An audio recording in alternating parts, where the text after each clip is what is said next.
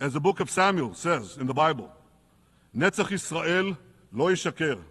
The eternity of Israel will not falter. It is the same Bible that tells us in the stories of the Old Testament, much which has guided many people across this world.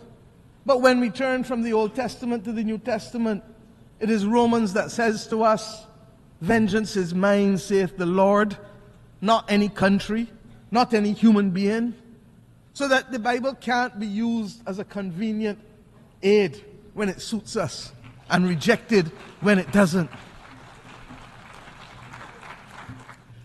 Mr. President, above all else, we need a global reset on peace.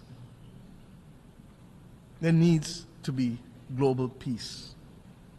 And those of us who are old enough would have recognized that there are peaks and valleys as it relates to this issue of conflict. There are few areas where the world is more in need of the United Nations acting as the United Nations to secure the objectives of the Charter than in the area of peace and security. The silence that has engulfed Sudan is unacceptable and may well be rooted in the racism that the world still carries as a badge of honor from the victories of the last great war of the World War II.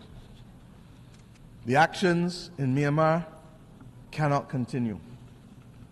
Ukraine has sucked more oxygen out of the global community and the global financial system than any of us can appropriately accept at the very time when the world needs to be applying its resources and efforts to fight in the greatest crisis known to mankind.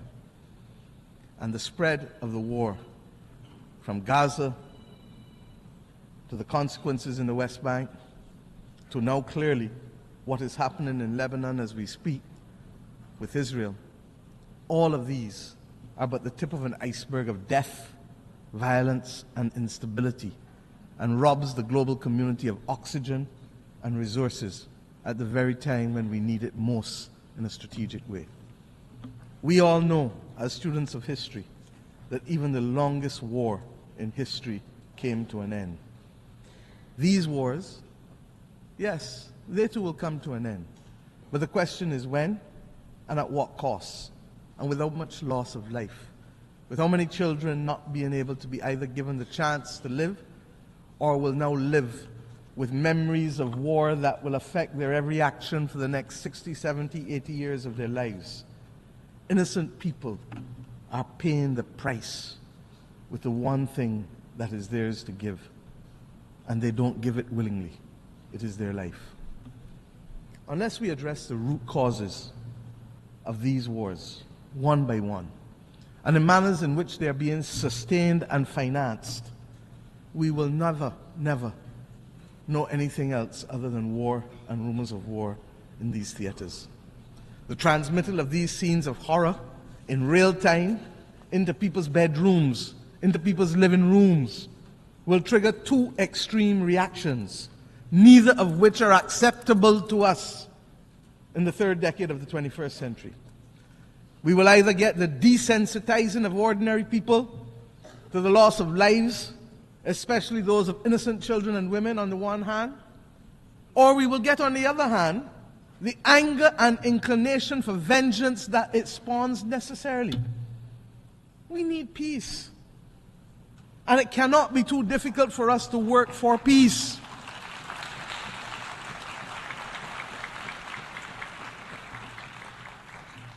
It is the same Bible that tells us in the stories of the Old Testament, much which has guided many people across this world. But when we turn from the Old Testament to the New Testament, it is Romans that says to us, vengeance is mine, saith the Lord, not any country, not any human being. So that the Bible can't be used as a convenient aid when it suits us and rejected when it doesn't. In the midst of this maelstrom, we were very clear. My country took the step this year of recognizing and establishing diplomatic relations with the state of Palestine, in spite of having supported a two-state solution since 1969.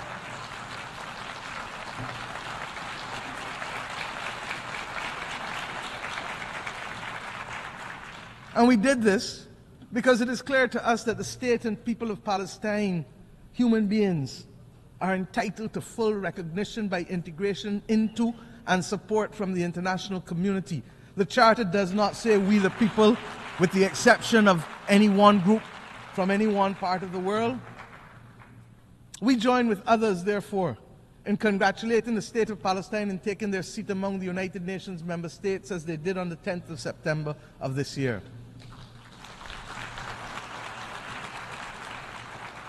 And let me be clear, we condemn the actions of Hamas on October 7th. But we equally and strongly deplore the humanitarian catastrophe in Gaza, which is the result of the disproportionate use of force by Israel. There is no justification for it. And that is why treaties exist governing the rules of engagement for war. Because we as human beings learnt better and know better and committed to better. A two-state solution, no matter how elusive it may appear to be now, is the only answer. And I've said already this week that we have known difficult battles in mankind's history. But when we were in it, we didn't think we could achieve it, but we did. We abolished slavery.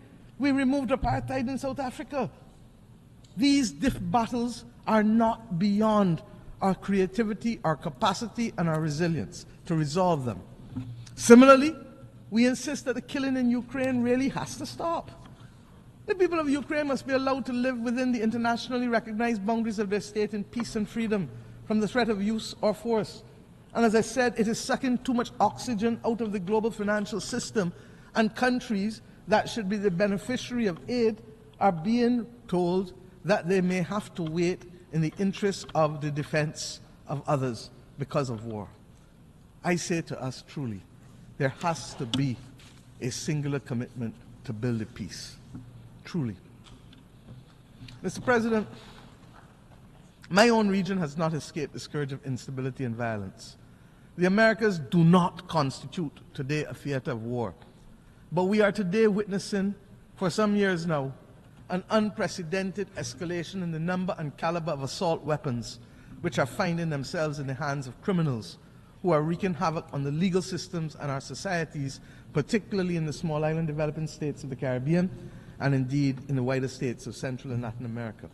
This scourge caused by guns manufactured in the United States of America primarily also requires a fundamental reset.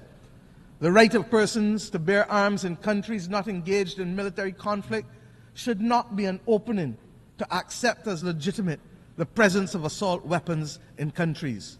It is simply not right. There is no place for assault weapons in our societies.